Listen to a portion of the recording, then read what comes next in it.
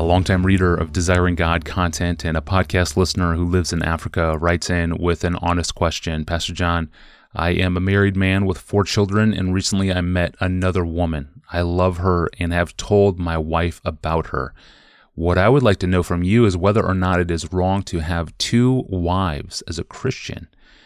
And before you answer this question, Pastor John, of course, we should keep in mind that a number of African countries do allow polygamous civil marriage, as of course is true in the Middle East in certain countries, as was true in the Old Testament in the Bible. And so, and even closer to home, in the state of Utah, polygamy is technically illegal, but not enforced, as I understand it.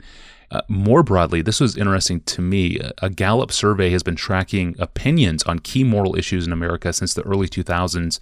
And in 2001, they said 7% of Americans said polygamy was morally acceptable. And today, that number is 16% say that polygamy is morally acceptable.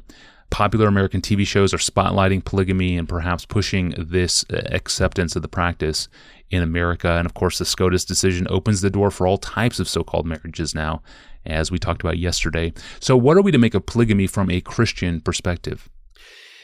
Let's cut to the chase. I don't believe that the will of God today, as revealed in the New Testament and rightly read the Old Testament, is to give permission or promotion to polygamy. So that's the statement. Here are my 6 biblical reasons. Number 1, in the beginning, God created man, male and female, with the purpose that they would marry and the 2 would become one flesh. So the Lord made woman from the side of man, and then it says in Genesis 2:23, this at last, Adam is responding, this at last is bone of my bones and flesh of my flesh. She should be called woman because she was taken out of man. And then this absolutely key verse that Jesus and Paul quote, therefore a man shall leave his father and his mother and hold fast to his wife, and they shall become one flesh. That verse, 2:24 of Genesis, is cited by Jesus and Paul as decisive in the meaning of marriage today. And the meaning focuses especially on this leaving parents and cleaving to one wife and becoming one flesh with her. That one flesh reality is profoundly compromised by polygamy. Number 2, when Jesus dealt with divorce and showed how the Pharisees were getting divorces when they shouldn't, even though it was permitted in the Old Testament, he showed us, in his response, a way to understand why polygamy was also permitted and yet is now forbidden. Here's what he said. Have you not read that he who created them from the beginning made them male and female and said, therefore a man shall leave his mother and father and cleave to his wife, and the 2 shall be one flesh. So they are no longer 2, but one flesh. What therefore God has joined together, let no man separate. And they said, well, why then did Moses command one to give a certificate of divorce and to send her away? And we could imagine them also saying, well, why then did he permit polygamy, if that were the issue? Jesus said to them, because of your hardness of heart, Moses allows you to divorce your wives. But from the beginning, it was not so. So the reason Jesus did not any longer permit what had been permitted is because he chalked it up in the Old Testament to tolerance of the expressions of the hardness of the heart, and he's raising the standard. The reason Jesus didn't address polygamy the same way he addressed divorce was that in his day, the Jewish culture had basically already given it up. It just wasn't an issue. People weren't coming to him with multiple wives and saying, is this okay? That would have been nice for us today or for certain cultures if he had, but he didn't. So the point there was there is a way to understand the tolerance of an act in the Old Testament which now is forbidden. Number 3, you can see already in Genesis 4 that polygamy was indeed owing to the growing of the hardness of the heart after the fall of Adam and Eve. I think that's exactly what Moses wants us to see in the way he describes Lamech, the seventh from Adam, the seventh generation from Adam. So here's what it says in Genesis 4:19. Lamech took 2 wives. First time it's ever happened. Lamech took 2 wives. Lamech said to his wives, Ada and Zillah, hear my voice, you wives of Lamech.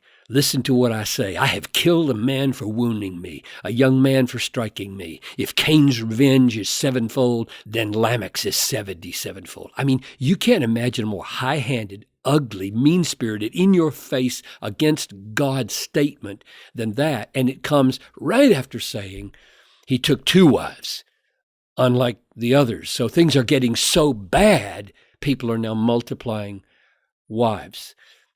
4. Paul's description of marriage as a picture of Christ and the church is seriously compromised by polygamy. When Paul opens this truth, namely Genesis 2:24, he describes it as a mystery. Now, a mystery in Paul's language is something that was partly revealed in the Old Testament but now has become clear. And he says, this is Ephesians 5:31. Therefore, a man shall leave his father and mother and hold fast to his wife, and the two shall become one flesh. This mystery is profound, and I am saying it refers to Christ and the church. The most basic and significant meaning of marriage in the New Testament is that a husband and a wife represent one Lord and one church. Since this is now more clearly revealed than ever, it is more important than ever to renounce polygamy and hold fast to the original intention of marriage as one man, one woman, one Lord, one church, as long as they both shall live. 5. It is required of elders that they be the husband of one wife. 1 Timothy 3:2. Now, probably that doesn't refer to polygamy, because in 1 Timothy 5:9, the same phrase is used to describe the widows who need to qualify for the care of the church, and they are supposed to be wives of one husband, and there's no evidence that polyandry, multiple husbands, was a problem, and therefore wife of one husband, husband of one wife is probably not directly addressed to the issue of polygamy, but rather probably was addressed to be faithful to your spouse and don't be divorced from your spouse. But here's the point. Regarding polygamy, Paul never would have used those words without qualification if polygamy were being permitted in the church and among the leaders of the church. He just never would have been able to use that language without some qualification. 6. Finally, the Bible does seem to show the likelihood that with more than one wife, there is almost inevitable favoritism of the one over the other, as in the case of Jacob's preference for Rachel over Leah. In a sense, this is the flip side warning of saying that the husband and the wife are one flesh. A husband cannot be all that he should be in one flesh union with his wife if he must divide his affections among several women.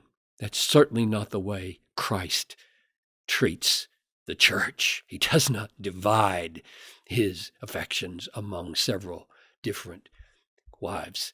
So for these 6 reasons and more, I am sure, I would say that polygamy was permitted because of the hardness of our hearts until the coming of Jesus, and that with Jesus, the standards are raised and the mystery of the meaning of marriage is clarified, and we should be committed to making plain the beauties of Christ and his church through our covenant faithfulness between one husband, one wife. Thank you for those points of clarity, Pastor John, and thanks for listening to the podcast. You can search our archive of hundreds of episodes, download our podcast app, subscribe to the podcast, or even send us a question of your own. Go to desiringgod.org/ask Pastor John. Well, why do we need to be forgiven It's one of the most foundational questions in the world, and the question gets dozens of various answers, some good answers, some poor answers, and some false answers. And John Piper will parse them out tomorrow and point us at the ultimate reason why we are offered forgiveness in Jesus Christ. I'm your host, Tony Reinke. Thanks for listening to the Ask Pastor John podcast with John Piper.